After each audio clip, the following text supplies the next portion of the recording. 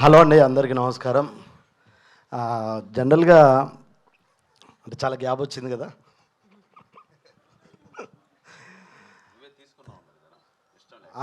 ఎవడైనా అదే చెప్పుకోవాలి, తప్పదు. మాకంటే ఈ సినిమా నాకు చాలా స్పెషల్ అండి.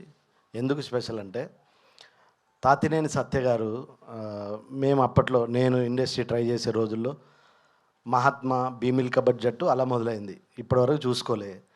భీమిల్ కబడ్డీ జట్టు నుంచి 7 ప్లేయర్స్లో నన్ను మ్యాక్స్లో మధ్యలో అందరిని వదిలేస్తే నన్ను ఎక్కడో పట్టుకొనే ఉన్నాడు. అది లైఫ్లో ఎప్పటికీ మర్చిపోలేను సార్.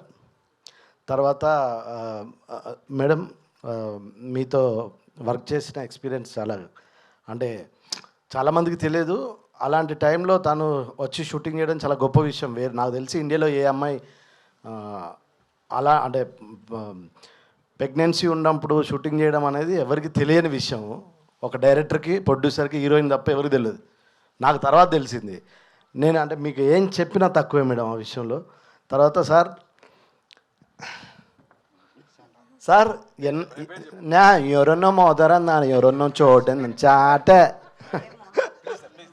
సేతుమోహన్ సార్ ఏంటి సార్, రామసేతు రైట్? రామసేతువే. నేను సినిమాల కోసం ట్రై చేస్తున్నా.